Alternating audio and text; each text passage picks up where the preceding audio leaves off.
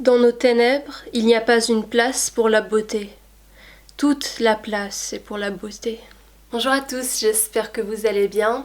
Je vous ai lu un petit extrait de Fureur et mystère de René Char, un recueil de poésie que j'aime relire souvent, que j'aime picorer un petit peu, car j'y trouve énormément de sens dans ces vers de René Char. En l'occurrence, dans ce que je viens de vous lire, dans nos ténèbres, il n'y a pas une place pour la beauté, toute la place est pour la beauté. Ce sont des phrases, ce sont des mots dans lesquels je trouve énormément d'énergie, énormément de réconfort et de radicalité quand dans ma vie les choses vont peut-être aller un petit peu moins bien ou être un petit peu plus grises. Dans ces moments-là où il y a un certain poids sur nos épaules, où par exemple on a du mal à se lever le matin, à avoir énormément d'énergie, ou juste durant ces moments-là justement où il y a une certaine lourdeur de vivre et on n'a pas la force d'aller croquer la vie à pleines dents, d'aller sourire, répondre correctement aux gens qui nous entourent, qu'on se renferme un petit peu en nous-mêmes et il y a une certaine morosité finalement qui va nous tomber sur la tête comme ça du jour au lendemain. Ça arrive. Dans ces moments-là, j'aime me remémorer René Char et ce que je vous ai lu tout à l'heure. Je le relis encore une fois, comme ça au fur et à mesure, ça vous imprègne aussi. Dans nos ténèbres, il n'y a pas une place pour la beauté. Donc beauté avec un grand B. Toute la place est pour la beauté.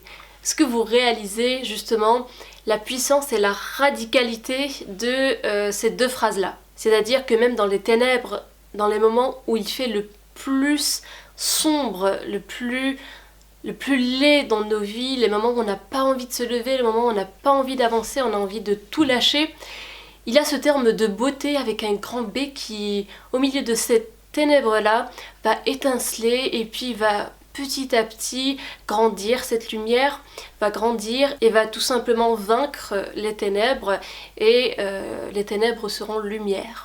Et cette étincelle dans le noir, il nous faut l'avoir. C'est quelque chose qu'on cultive au fur et à mesure des jours, au fur et à mesure des années, au fur et à mesure de l'âge. Je ne sais pas si c'est une bonne solution de se sentir mal et d'aller par exemple en boîte ou d'aller au bar, boire quelques coups, peut-être trop. Je pense que ce sont des choses qui ne nous font pas du bien. En revanche, être conscient de son état, savoir que ce jour-là, on ne se sent pas bien, peut-être savoir pourquoi on ne se sent pas bien, et essayer de faire quelque chose va mieux nous aider. Je vous donne mon exemple à moi. Quand ça m'arrive, j'aime voir les choses belles qui m'entourent. Et ce sont des choses vraiment concrètes. Dans mon cas, ça va être par exemple aller dans des magasins, non pas pour acheter, pour dépenser de manière compulsive, non, même je n'achète rien du tout. Je vais seulement dans des magasins que j'aime, par exemple, voir des fabrications artisanales, des robes, par exemple, qui sont bien faites, qui mettent la silhouette féminine en valeur, qui sont absolument magnifiques, qui sont comme une œuvre d'art pour moi. Regarder ces robes-là, toucher le tissu et me dire que ça existe, que je trouve ça absolument magnifique et pourquoi pas même essayer cette robe-là et me trouver magnifique dedans. Parfois, j'aime mieux aller dans des librairies. Je n'achète pas forcément de livres, mais je prends conscience de tout ce savoir qu'il y a encore à intégrer, pourquoi pas, de toutes ces promesses de voyage que sont les livres, de tous ces auteurs qui, dans les siècles passés, ont peut-être été dans l'exacte situation dans laquelle je suis, qui ne se sont pas sentis bien, qui ont fait de l'écriture leur force. Parfois, ça peut être tout simplement une petite promenade à regarder les beaux immeubles haussmanniens ici à Paris, ou tout simplement aller dans un jardin, m'asseoir, un petit peu respirer et me rendre compte de l'étrangeté finalement de la vie et de sa beauté en même temps. L'étrangeté seule du fait de vivre peut nous entraîner dans les ténèbres, c'est-à-dire qu'on est là, on vit et tout d'un coup on se rend compte qu'on vit et on angoisse. Ouh, je suis là, j'existe, qu'est-ce que je fais? C'est là que la beauté justement de ce fait d'exister intervient. Et c'est là aussi que les propos de René Char vont refaire surface en vous et vous aider justement à combattre ou à traverser tout simplement, à mieux vivre cette période de grisaille dans votre vie. Ça peut être quelques heures, ça peut être une journée, ça peut être 2 jours, mais il est important aussi de s'écouter et de les traverser, ces périodes-là.